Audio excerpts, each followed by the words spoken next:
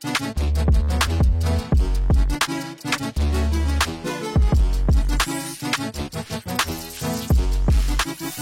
halo guys, balik lagi ke Best Indotech Channel. Nama gue Anes dan kali ini gue lagi ada di Singapura buat datengin acara Global Launch Poco F7 Series yang bikin gue gila excited banget sih. Tapi kali ini gue mau ngasih tahu kalian 5 hal penting yang kalian harus tahu dari Poco F7 Series di Global Launch kali ini. Tapi sebelumnya gue mau say thank you dulu buat Poco Indonesia yang udah ngundang Best Indotech sehingga gue bisa berkesempatan untuk ngeliat langsung Poco F7 Series Global Launch di Singapura.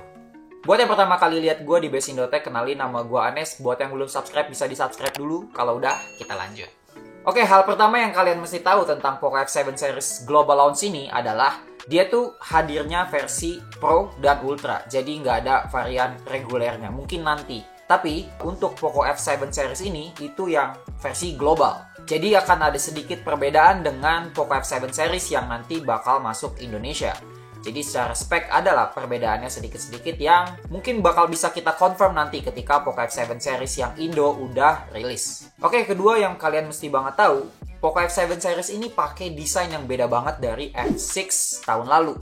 Kameranya, desain kameranya tuh beda banget. Yang buat gue sih overall bagus ya, bagus-bagus aja. Di tangan tuh enak, materialnya cakep. Kayak ngasih feeling yang di genggaman tuh kerasa mahal gitu. Tapi untuk desain kameranya mungkin ini bukan sesuatu yang appealing buat semua orang. Gue pribadi sendiri emang kurang suka sama desain kameranya. Tapi kalau kita pakein case kayak gini, dia tuh jadi less noticeable lah. Kalau kameranya tuh rada awkward desainnya. Ketiga, soal spesifikasi, emang keduanya tuh udah sama-sama gila ya. Dari seri Pro-nya aja dia udah pakai Snapdragon Gen 3 yang emang chipset flagship pada masanya gitu. Dan buat yang varian ultranya, dia tuh pakai Snap 8 Elite yang emang chipset terkencang untuk saat ini. Dan yang menarik itu ada chipset tambahan yang dinamain Vision Boost D7. Fungsinya itu sebagai chip bantuan buat nge-boost visual, bisa ngebantu di game kayak ngejaga frame rate dan ngebantu visualnya tuh lebih define. Bahkan nggak cuma di game, ketika nonton Netflix pun dia didukung sama fitur ini yang bikin gambarnya bakal lebih clear gitu. Walaupun sebenarnya konsep kayak gini tuh bukan hal yang baru ya. iQOO juga udah ngelakuin hal yang sama dengan bikin chip tambahan sebagai complementary dari chip utama. Biar beban kerja chip utama itu nggak seberat ketika dia harus ngejalanin semuanya sendirian gitu. Chip tambahan ini dia bakal lebih ngebantu dari segi temperatur dan penghematan daya. Walaupun mungkin implementasinya beda sama yang dilakuin di Poco di sini, tapi secara idea mungkin tuh mirip.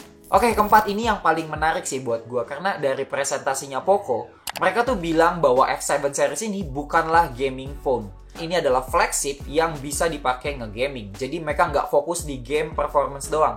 Jadi ini tuh mengindikasikan bahwa si Poco F7 Series ini punya kamera yang bagus. Karena mereka sekarang udah fokus ke kamera juga. Jadi secara segmentasi, ini tuh udah real flagship kalau menurut presentasi mereka. Jadi bukan HP dengan performance tinggi, tapi sektor lain tuh dipangkas. Jadi menurut mereka ini semua sektor udah kelas flagship.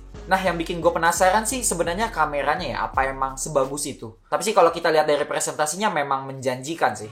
Oke, poin kelima yang kalian harus tahu ya pasti harganya nih.